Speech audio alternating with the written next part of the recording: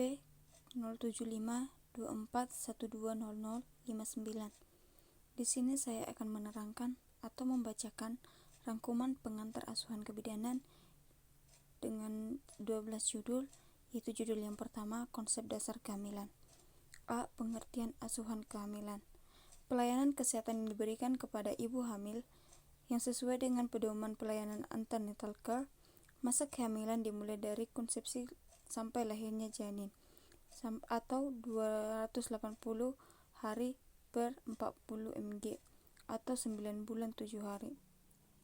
Fisiologi proses kehamilan menurut Mabua 2010, proses kehamilan akan terjadi jika terdapat 5 aspek berikut, yaitu ovum, 2 spermatozoa, 3 konsepsi, 4 nadiasi. Dan yang kelima, plasentasi. Tanda-tanda kehamilan. Menurut Hani 2010, tanda-tanda kehamilan terdiri atas tanda tidak pasti kehamilan, tanda kemungkinan kehamilan, tanda kepasti hamilan. A. Tanda tidak pasti atau presumptive sign. Tanda tidak pasti adalah perubahan-perubahan fisiologis yang dapat dikenali dan yang dirasakan oleh wanita hamil. Tanda-tanda tidak pasti dibagi dalam beberapa bagian. Yang pertama, amenorrea konsepsi. Yang kedua, mual dan muntah. Ketiga, ngidam. Dan keempat, pingsan. 5, kelelahan. 6, payudara tegang. 7, konstipasi. 8, sering meksi atau buang air kecil. 9, pigmentasi kulit. 10, epulis. 11, varises. 2. Konsep dasar persalinan. Pengertian persalinan normal. Persalinan normal adalah proses pengeluaran hasil konsepsi atau janin dan urin yang telah cukup bulan dan dapat hidup di luar uterus melalui vagina secara spontan. Pada akhir kehamilan, uterus secara progresif lebih peka sampai akhirnya timbul kontraksi kuat secara ritmis sehingga bayi dilahirkan. Kedua, teori persalinan. Terdapat berbagai teori persalinan, diantaranya adalah 1. Teori penurunan progesteron. 2. Teori oksitosin. Ketiga, teori keregangan otot rahim. Keempat, teori prostalgin. Kelima, teori janin. Keenam, teori berkurangnya nutrisi. Ketujuh, teori plasenta. Tahap-tahap persalinan normal yaitu 1. Tahap kala 1 atau pembukaan jalan lahir. Proses pembukanya serviks sebagai akibat HIS dibagi dalam 2 fase, yaitu 1. Fase lateral. Yang kedua, fase aktif. Fase aktif dibagi dalam 3 fase, yakni fase akselaris, 2. Fase dilatasi, ketiga fase deselerasi. B. Kala 2 atau pengeluaran. Kala 2 persalinan adalah tahap di mana janin dilahirkan. Pada kala 2, HIS menjadi lebih kuat dan lebih cepat, kira-kira 2-3 menit sekali. Yang ketiga yaitu kala 3 atau disebut kala uri. Kala 3 persalinan berlangsung sejak janin lahir sampai plasenta lahir. Bobak, Loudermilk, dan Jensen 2004. Setelah lahir, uterus teraba keras dengan fundus uteri agak di atas pusat. Beberapa menit kemudian, uterus berkontraksi untuk melepaskan plasenta dari dindingnya. Yang keempat yaitu kala 4 atau 2 jam setelah melahirkan. Kala 4 persalinan ditetapkan berlangsung kira-kira 2 jam setelah plasenta lahir. Periode ini merupakan masa pemulihan terjadi segera jika homeostatis berlangsung dengan baik. 4. Faktor-faktor yang mempengaruhi persalinan. Terdapat beberapa faktor yang mempengaruhi persalinan, antara lain 1. Pregeser. Malpresentasi atau malformasi janin dapat mempengaruhi persalinan normal. Yang kedua, fase Gewey. Jalan lahir terdiri dari pinggul ibu, yakni bagian tulang yang padat. dasar punggung vagina, dan introitus, lubang luar vagina. Yang ketiga yaitu powers. His adalah salah satu kekuatan pada ibu yang menyebabkan serviks membuka dan mendorong janin ke bawah. Pada presentasi kepala, bila his sudah cukup kuat, kepala akan turun dan mulai masuk ke dalam rongga panggul. Yang berikut yaitu position. Posisi ibu mempengaruhi adaptasi anatomi dan fisiologi persalinan. Posisi tegak memberi sejumlah keuntungan, mengubah posisi, membuat rasa lebih hilang, memberi rasa nyaman, dan mempengaruhi sirkulasi. Yang berikut yaitu fisiologi respon. Respon persalinan adalah saat yang menegangkan dan mencemaskan bagi wanita dan keluarganya. Rasa takut, tegang, dan cemas kemungkinan mengakibatkan proses kelahiran berlangsung lambat. Judul yang ketiga yaitu konsep dasar pasca kehamilan. Pengertian masa nifas. Masa nifas adalah masa pulih kembali, mulai dari persalinan selesai sampai alat kandungan kembali seperti sebelum hamil. Nifas atau perineum berasal dari bahasa Latin perineum, berasal dari kata yakni per yang berarti bayi dan paros berarti melahirkan. Jadi dapat disimpulkan bahwa perineum merupakan masa setelah melahirkan. Kedua tahap masa nifas. Masa nifas dibagi menjadi 3 tahap, yaitu perineum dini, perineum intermedial, dan remote perineum. Perhatikan penjelasan berikut. A. Perineum. Perineum dini merupakan masa kepulihan. Perineum intermedial. Perineum intermedial merupakan masa kepulihan menyeluruh alat-alat genitalia yang lamanya selama 6-8 minggu. Yang ketiga yaitu perineum remote, yang merupakan masa yang diperlukan untuk pulih dan sehat sempurna. 3. Perubahan pada sistem kardiovaskular. Setelah melahirkan, sistem kardiovaskular akan kembali pada kondisi seperti sebelum hamil. Setelah 12-24 jam pasca persalinan terjadi meningkatkan volume plasma karena proses persalinan cairan dari ekstravaskuler dan dalam pembuluh darah yang kemudian akan diikuti oleh periode diuresis yang terjadi di antara hari kedua dan kelima pasca persalinan yang mengakibatkan terjadinya penurunan volume plasma atau hemokonsentrasi.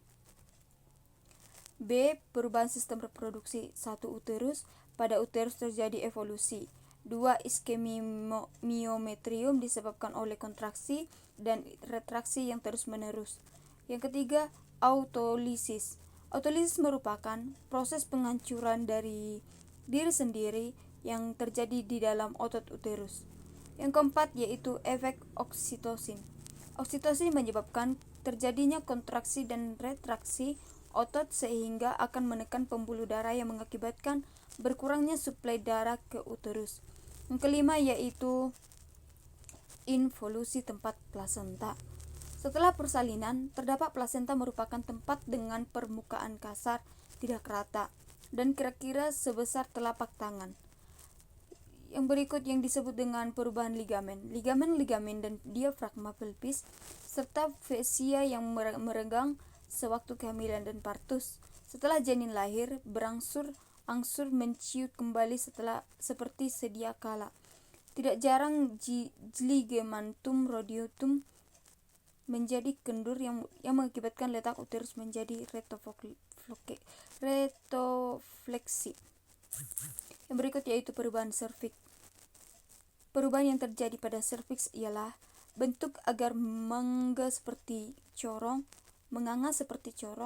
segera setelah bayi lahir. Judul yang keempat yaitu konsep dasar bayi baru lahir atau BBL.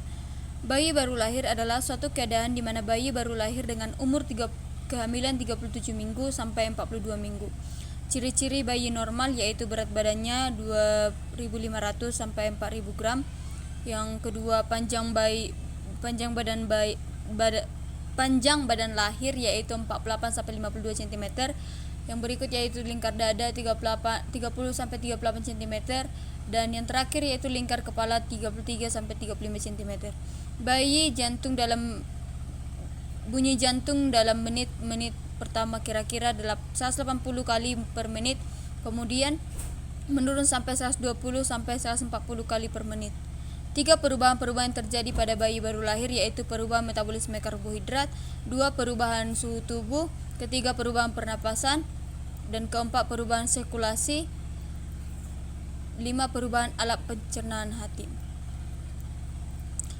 Judul yang keenam yaitu perubahan adaptasi fisiologi pada kehamilan. Pengertian hamil didefinisikan sebagai berikut, yaitu fertilisasi atau penyatuan dari spermatozoa dan ovum dan dilanjutkan dengan nidasi atau implantasi.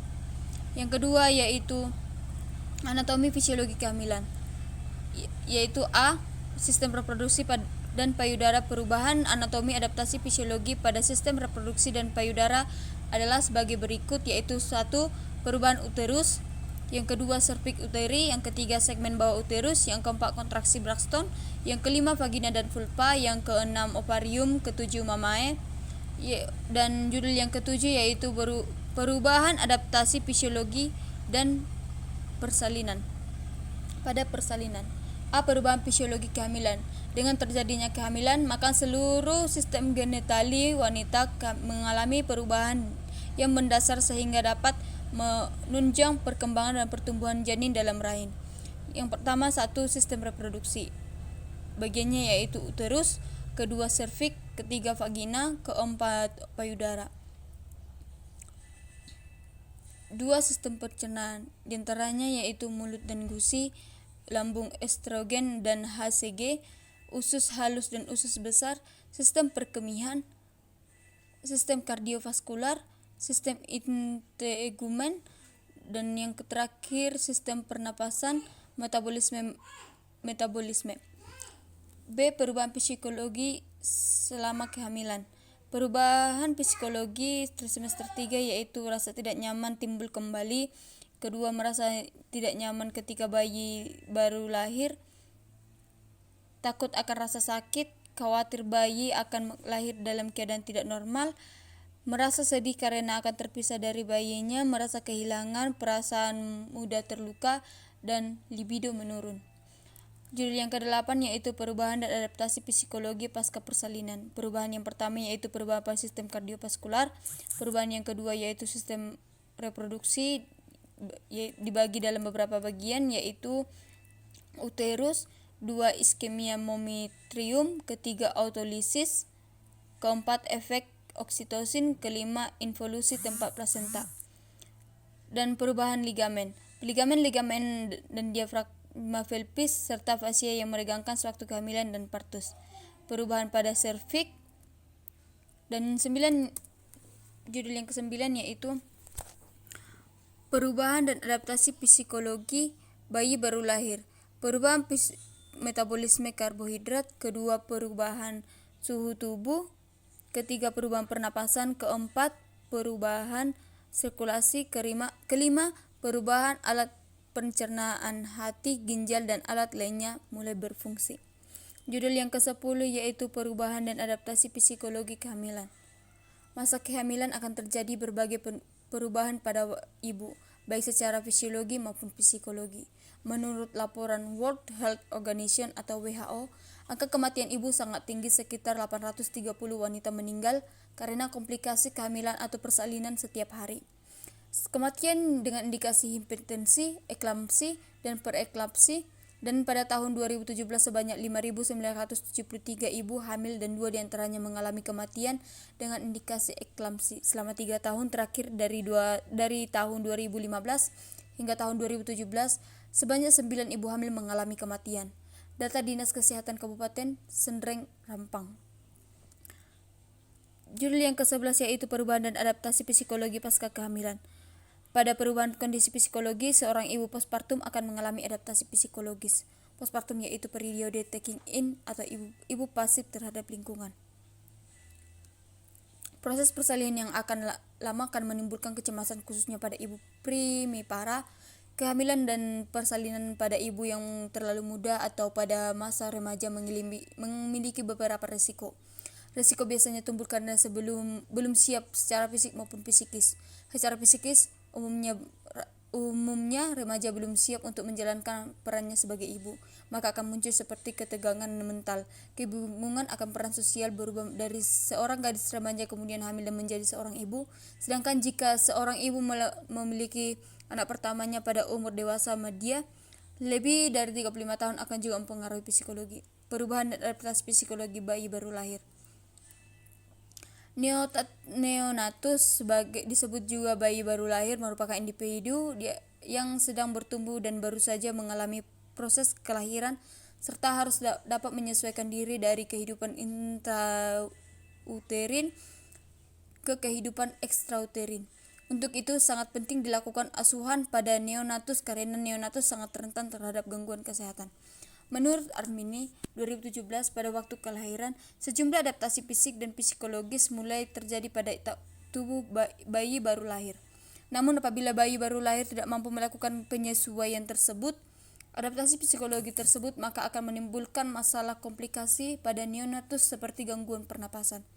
AKN atau angka kematian neonatul merupakan upaya bersama dari semua tenaga kesehatan yang bersangkutan seperti dokter, bidan, perawat dengan tetap melibatkan keluarga masyarakat dalam memberikan pelayanan kesehatan berkualitas dan dilakukan dalam kurun waktu 6-48 jam setelah bayi baru lahir.